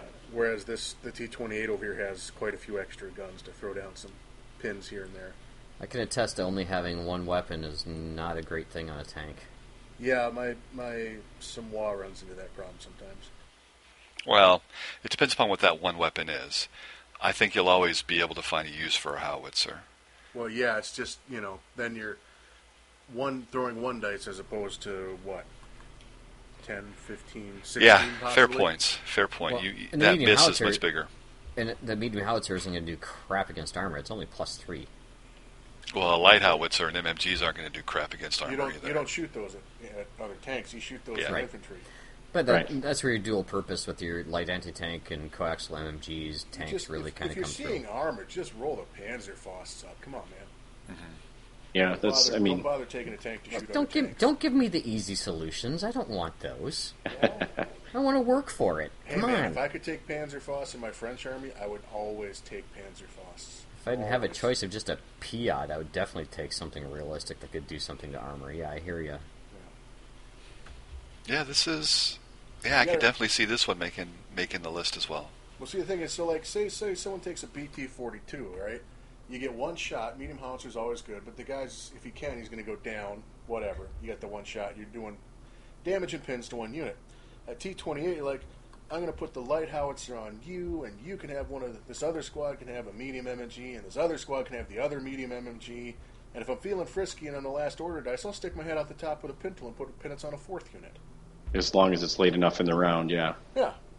Or late enough in the turn. Yeah. That's Yeah. what makes things like that really good in this game. That's very Stuart M3 thinking. Yes. Well, the only thing is it becomes the thing that draws all the fire because of the +1 unreliable. So it doesn't matter how many. Well, I mean, whatever you have that can put just pins on it, it's still 8+. Right, but you take that extra pin every single time, which means your MMGs are going to be hitting on 7s all the time. Only if they can actually damage you at 8+. Right. Well, Yes. yeah, but whatever's on the other side of the table that can fire it that's what it's going to be shooting at, because everything else is just going to be infantry. It has to be a heavy weapon, though, to actually put pins on it. Let's damage it. Let's put it this way: you roll a tank on the table, someone has something that deals with armor, they're going to shoot it at the tank anyway. Yep. It's not going to change their decision. Oh, this one's unreliable. I'm going to shoot at it because it's unreliable. It's still a freaking tank. They're still going to shoot it. Right, but because it's unreliable, it takes that extra pin, which makes, even with the additional shots you're firing, it makes it just, yeah, you can roll your 15 dice, but you're hitting on 7s. And it's just something to consider. I don't think it's a bad choice. I don't at all, actually. I like it a lot. It's just that, I think the unreliable rule can have a more significant bearing on what happens than we might be leading on. So well, and I would agree with you in that respect, but they're also point costing it accordingly, right? 130 points for a tank that has 3 MMGs and a light howitzer. And actually, it's true. If you lose it, I mean, chances are if they're shooting their tank stuff at it, it's going to die. So, the unreliable may not be that big of a deal. And if you lose it, it's just 130 points. So, I like this one. I like not a super heavy investment as far as that goes. You guys have convinced me, especially if it's a sweet model. And it looks pretty cool. All right. I like it. Cool. Yeah, I think you've converted me to thinking this one is the one to go with. When I was playing around with it, I was actually going sans any armor. Seeing how that, I've seen enough people in competitive play now just not taking any armor and seeing how well it can perform, especially when these guys are very much a very infantry heavy or infantry rule heavy army. But Well, the game is infantry heavy, and so true. your But these armor guys should are like be the able to elite. do with that too. Right? Yeah. Well, they Yeah. are. And they are. Yeah. Kind of sad they don't have an assault squad, but that's just... Oh, they're all assault squads. What the hell am I kidding myself? Yeah, Jesus, No. what would you give them more if you make them an assault squad than they have? A flamethrower? Yeah, but who actually gets access to flamethrowers? Really? They got a flamethrower team. No, I mean inside a unit. Oh, Jesus. Yeah. Christ. Why would you do that? That's just Give them a dumb. tactical nuke while you're at it. Yeah. Sure. That's super late war, though. Super late war. End of war, I think it Sure. was. I think they fought for another day or two. Until the second one dropped, and they're like, Never "You know what? mind. This is a Yeah. bad idea. Let's not do that." Yeah, pretty much. Try and fit that into a squad, though. Better be an airstrike, I'm guessing. I think it had to have been. I think it was. Anyway, Not to make jokes or light of the fact that there were nuclear bombs dropped. That's pretty horrific. But it ended the war. it did. Yep. Actually, fun fact, my sister just recently with her family visited, was the second one that they dropped it on? Actually visited the site and actually saw all the different stuff, and it was very cool. She said it was very interesting and very religious how the community was about that. So I thought that was really kind of cool for her to do that. Yeah. I'll give you my fun fact about the nuclear, the dropping of the bombs. Is that, well, no, my great uncle was one of two pilots that was told they were going to have a mission that day, and they scrubbed him, and it turns out the other ones were the ones that dropped the bombs. Well, that is cool. Yeah, it was pretty crazy when he told me that. I'm like, what? He's like, yeah, I could have dropped the nukes or I could have dropped the bombs, and I didn't have to, which I think he was very grateful for. Yeah, literally no one wants to be that guy. No, I don't think. Well, I mean, you don't know if you're coming back from it. You have no idea if you're going to be able to get out of the blast zone. Like, it's pretty scary in general. But yeah, he was very thankful that he did not have to do that, or just have that kind of moral weight on, or like that. And down the road gave us Rick. So hey, good job. Oh, he's my uncle. So. Oh, never mind then. And down the road gave us Rick. So. No, he drew the family tree for our entire family, and I didn't see a dotted line over there, so I'm pretty sure he made a very large family tree. So he did that for your account. Yeah, you're right. He wanted to not make me question my entire reality. Yeah. So, backing out of this now, so we're too deep in. Good luck. You got to pull out at some point. So, oh jeez. Let's pull back here and talk just a little bit about why Finland's just overall so good and so competitive.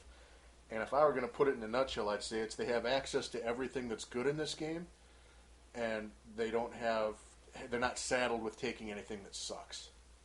Yeah, that's a good way of putting it. Is you're right. They don't have any tax that they have to pay. They don't have selectors that force them for inexperienced troops and stuff like that. Well, and anyone can take or almost anyone can take veteran squads, but these guys, when you take the veteran squads, it actually means something because they have other special rules that come with it. Right. Like everything is, again, this is where I was saying before, is like the synergy is there. Very much obvious. It's like very obvious synergy in my mind. Like the Master of the Hunt and the +1 out of ambush and the no modifiers to outflanking. Don't run a Finland team without a sniper, for Christ's sake. No, yeah, and you're going to always take a sniper. Yeah, all of the things they build to a really good bolt action list, right? And then they really shine, and they're, like Jeff said, to their strengths, they shine to it, and they don't have to pay the weaknesses some of the other armies have to pay. Sure, good sum up, Jeff. I like it. Thanks. Well, and I think all of the units you want, all the units you want, all of the special rules affect. Yes. If only they got a free sniper, I think they'd be right there. Oh God. No, I can say without a doubt, I think they're okay just as they are. Given, I don't know, maybe their special rules could be a little. I don't know if there could be more to their special rules that make them better, but I think they're still pretty good as a whole. Can you think of anything historically that would make a difference, Jeff? Something that was left out that would kind of put them over the top, so to speak, as though they don't need to be.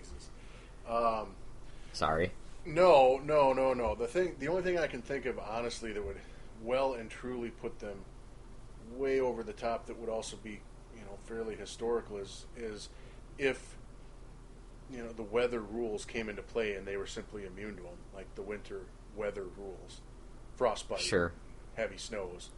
The problem is everybody can have skis in this army, but you almost never see a board where it's like, hey, we're fighting over snow now. Unless you have skis, your movement's hampered. Yeah, I thought about that briefly, only while I was trying to play a Finnish army myself. So, So, I think all of us at one point or another have looked at the list and been like, oh, they look really good. Maybe we should play them. Yes. Yeah, these guys are like your all-stars for bolt action, frankly. And if they had to play a winter board, they'd be not even a question. Yeah, you dust off and nuke the site from orbit at that point. Forget it. How many people play with skis? Actually, you know what? I think at the last game day we had back at Fantasy Flight, there was one Finnish player who actually did have his models set up with skis. Whether he paid the cost for them, I don't know, but he had the model with skis. Because I played. Okay, there you go. See, okay, so someone does. Yeah, I was going to say if you have. But there wasn't a board between the desert and the hills and there wasn't a board that had snow on it. So I did try to tell him that skis are almost as effective in the sand, but I don't think he believed me. I would kind of concur. Tough to snowplow in sand, I guess. Yeah, it's pretty similar. The biggest thing is that they're wearing their giant fur coats, and they might just die of heat exhaustion before they can do anything with their skis. Yeah. There's that. Yeah, that might be a bigger problem than the actual skis. Now, if they're skiing down the dunes in their underwear, they might be okay. Are we going to have a snowboard at Operation Snafu? No spoilers. Maybe we'll have a snowboard in case you're thinking about bringing your skis. Well, let me You're say pulling this, that one back, Mike. Dale. There will probably be snow on the ground. Yeah, that too. Mike Wow. is making a snowboard. Mike's making a snowboard, so we You're could in the rotate snow it now. in if I felt frisky. So it's a possibility. I don't. I was gonna say, do we even have? I'm now gonna go look to see if we even have a finished player registered yet.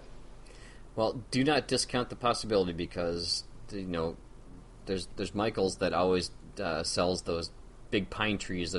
Every year you can get like 30 pine trees for like $5 or whatever it is. Oh. And I've picked them up 3 years running, and so I got a crap ton of them. Don't sell it out for me doing snowboard at some point. And I've been really working on my gingerbread houses and candy cane Oh lanes. God, don't go there. I'm just quietly shaking my head at this point at you, Jeff. I can Hey, hear you know shaking me. your I'd be head. much more in season. It'd be mashed potato hills and turkey gravy and We need a Thanksgiving Day board. We do. Oh, jeez. Oh boy. A river of gravy, a drumstick monument you're fighting over in the center. turkey mountain, Pumpkin mounds. Oh, a those couple just, pumpkin patches. And just the mashed potato hills would be disgusting, though. Just like I'm not going on the hills because my models are going to get all gross and greasy. we could there do are. we could Oh, do crap, is a that British bacon bits versus or, a Punjabi force. Oh my god. So there are 2 registered Finland players at this There you point. go. Bring your skis. One of them's Eric, right? One of them's Eric, and the other one is Matt Anderson, who are both auto breakers. Both out of breakers. Yep. We'll see if we can't convince him Yep. to bring skis. And then not put a snowboard out there. Just Yeah, that's what I'm saying. let's fish them out at 20 points. just to make sure. Well, they might need they might need to find points anyway to put 1250. They might be like, I don't want to pay more models. Well, yeah. Give everyone skis. those darn veteran options, and Yeah, no, what are you they're- gonna put yeah. like 30 models on the board at 1250? Good grief. Yeah. Right? Yeah. No, it's very reasonable. Dale, do you ever come back with the pronunciation for that long range scout recon team? Yeah, I posted it. I posted it in the chat. Hang on. Let me play it again real quick, and I'll repeat it for you. Calcopartio. That's as close as I would have gotten. Good That's grief. that's nice great. job. Yep. All right. Here, So I'll they're post the it aces again in the for you. hole. In your hole. Well, it's getting late, isn't it? Yeah, because they'll take you to town. That's for sure. Yeah. Yeah. Guys are awesome. Okay. So well, yeah, Finland's awesome. they seem pretty good to me. I like them a lot. I have Americans on the docket once I get past all this terrain. They're doing very well on the worldwide circuit. They're finishing top 5, sometimes top overall. So Yep. Now, they're do we? they're do not we- to be ignored. Do we know if that's at a certain points level? Like, do they drop off as the rest of the armies can start bringing the heavier howitzers and things like that to deal with these smaller league forces? Because I'm thinking at 1250 they might be brought back down, kind of. Well, no, it's I don't it's think the so. Calcapartio that coming in Yep. off your edge. That You get multiple units of Yeah. those at 1250. I think they actually get better with the more points you play. Was that up to a certain patio? point. What was that? Cow patio? Calcapartio. That's close. Yeah, so I think up to a certain point. I think the Downer podcast I heard was, which I think was a Cambridge Too Far was their podcast, and they had Finland Army finish first and third, and I think their tournament, which was 90 some people or right around there, was 1250 or like right around what we were Okay. playing at. So Okay. Yeah. Yeah, and I would imagine they don't care about single or double platoons. And Cambridge Too Far is actually they a tournament, also- by the way. yes, it is, and they also do armored platoons in there as well. So Ooh, interesting. yeah, they allow all the craziness. Like, here's the book, play it, and come play with us. So Yeah. It's an intriguing thought for future. I don't know how that works, but I don't know. I think they're one of my top tier. I think arguably maybe number one in my as far as power level. But who's got a dog shaking in the background? Not me, surprisingly. that Wow. would be me. Oh, okay. Somebody's looking to go outside. Gotcha. Well, yeah, I think we don't have anything else to cover at this point, so we can wrap it. I don't know if we have anything else to cover about Renegade other than thank you, Puck, for stopping in earlier in this episode. We appreciated chatting with you. We look forward to probably chatting more with you in the coming months. Again, if you haven't signed up on the waiting list, we have 2 on the waiting list now, so it's becoming less and less likely that you'll make it into the tournament because we're not expanding past 24. But get your name on the list anyway, just in case. You never know. Some crazy turkey flu could go around. A week before Thanksgiving. Yeah, that's a good time to make your travel plans. Yeah, exactly. So, Jeff, you want to lead us out? Do what now? Every time. He is the running joke. All right, Snafu over and out. Yeah, that's who he's looking for. This is Snafu over and out. Later, guys. Later. Have a good night.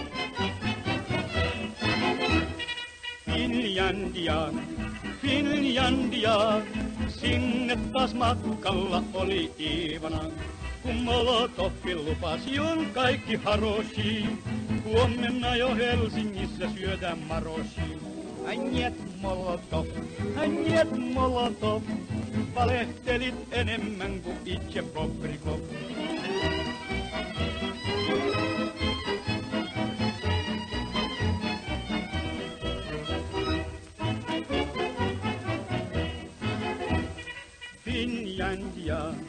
Finlandia, Mannerheimin linjal oli vastus ankara. Kun Karjalassa alkoi hirmutulitus, loppui monen Iivanan puhepulitus. Njet Molotov, valehtelit enemmän kuin itse Bobrikov.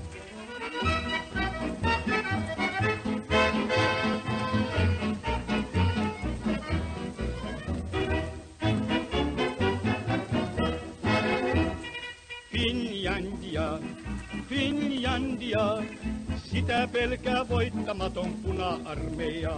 Ja Molotovkin sanoi, että katso George mi. Juhna aikoo käydä meitä Kraivelistakin. Njet Molotov, valehtelit enemmän kuin itse Bobrikov.